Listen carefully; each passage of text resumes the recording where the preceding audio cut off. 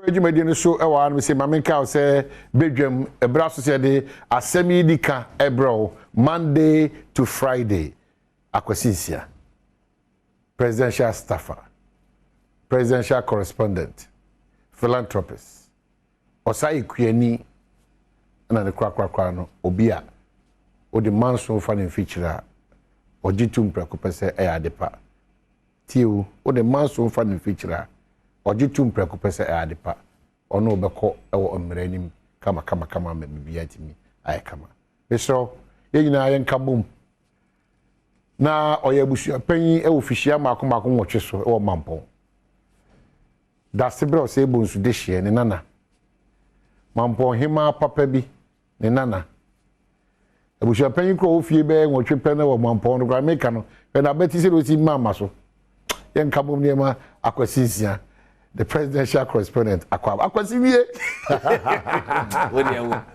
wo me di wachia oh David bibia kama ya bi Adom fine very good ya bi Adom mampon team me no na ye wo kuma pem royals em se ne ma betwitwa wakofa team about kuma pem royals na ne ma betwitwa na akwa mu ase ama na nhyeda enyina na money nji bo ho ana oh ye ne nji bo ho ba wo se obobo na se ne de beta wachi no eni wa akade no wabam eta ebu because players say wo Asante Mamponye players ketwa na mo de astro tefri bi ko afena ye baba ye na mo mpie hwan Koku Amprechum Sapon Deputy Minister for Foreign Affairs and Regional Integration MP no or reflect your grounds Mampofo bechire oh we one way yo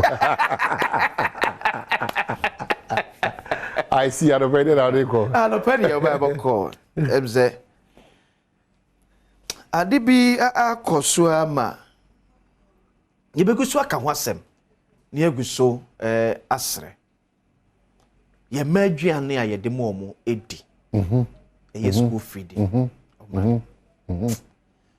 asefem ahomete etorem na se ublemi omo anu aduane ne bebra enye ye because empeni wakasa bi se wabomu ene kire wado ya calculate 1 Ghana cedi ne de ma akwada bi ase emfanya aduane fama na aban acti eto 30 pesos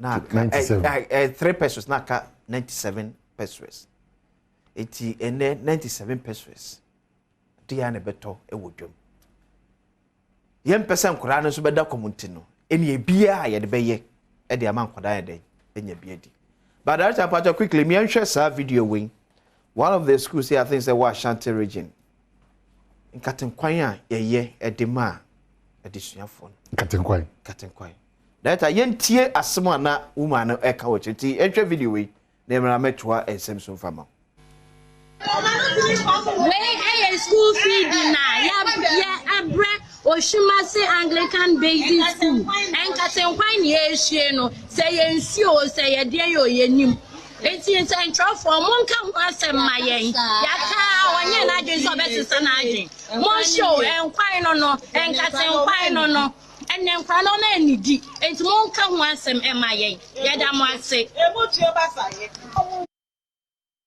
emutuo no so fade na de ni kwali be pansa emutuo no so no emutuo ni aya ne za no say ampesio say ye de yo yenim onko wa se mo na maye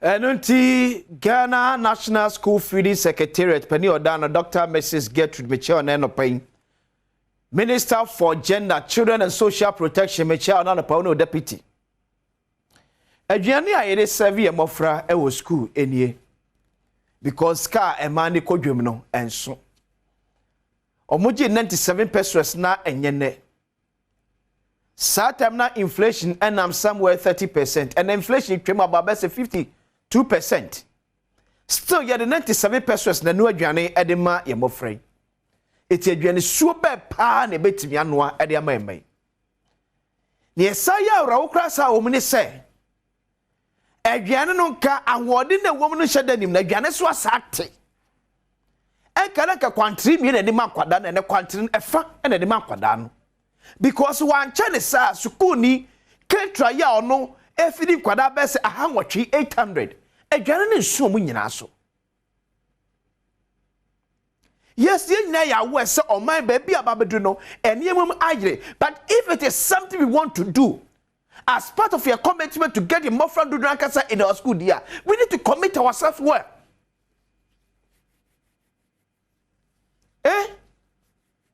Gender minister.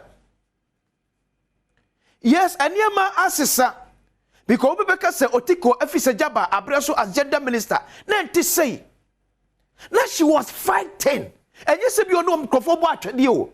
But come you bet me for so make sure say a man and no journey away schools mun sabe come sika e dey yo madwuma no wo be ya mo saka. But the Kobasa gender minister, Ghana National School Feeding Program Coordinator, Dr. Mrs. Gertrude, mun nyina mo trasi eye di eye kom wo ho e see a system no be sort no out e work out that way. We need to find a way to sell. We better lobby because baby is a system that baby do no. Sikani sa. And yema wasa pa yanso no edoso. Eti wa betimi a che wonso ma na ka akoma ko ene mu ye no. E na asa be ka ketwe be dia ye ne opa de koye. Bani yi ata se ye de finance minister Brace ka ene be kwa koye adwuma. Ene ba me be Asem. Because some make say Caterers no e ka say 3 times now come but anura bidi komo bi ewo school feeding secretariat na meti say aka 2 times. That's the last term of 2022 and at the first term of 2023 and the aka. But you see the aka was a 6 month contract year one and school feeding aduane no any school feeding secretariat ni tam Asem one aduane for the whole term year the next term ni aka credit sika ma na they ate to kana jade akwakotua. But as say 2 months in Pokro that 2 times na akamwa enya de kituo enanura na ayi Caterers ni bi ekachem enne okodwom so kwa kofra de koye school feed aduane a wa hwe ye bebo because ebra obehye so ba betwe ska onya na de ba betwea. So, it make us say, gender minister, it is something also from Otiko Office Jaba. Make us say she's far better than you. But the make say, I can know the Juma, Prano Prese, Nesabe Kanye, one and one general epeno. You no side. Honorable. That's for me call my jaw line. I'm here school feeding. And what's someone Minister of Finance. Ken of Oriata Eko Kanye El Fiem November 2022 Abrana or the budget no air to was the government to increase grant for school feeding program in 2023. Mr. Finance Minister, your first term of 2023. Your first term of 2023. Grant increment in the way. Shall video me bo edit wo. Shajana yanwa edema ya mofra ewo school. Yes, obeka to say penti bia dame because ebi ni ho eti ye gidi bebe bia sa but shajani kate kwaya ya de mofra so ni no school. Eti finance minister wan kasa bo sha ye and this is a budget. Ye ka budget we ya approve ye taxes me won bia no ya sha say ne ye adwuma. Are a commitment who are buying for us here to make sure say we're fulfilling the part for Ghana for no what I can ask your finance minister.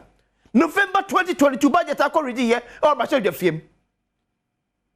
Good morning to you, Mr. President of the Republic. Nana Adom Kwakufara. Matisse say school feeding secretariat for a day proposal be about to cabinet and him. Asem munyomo autonomous. Now say free one parliament. Yes, Samo Ache.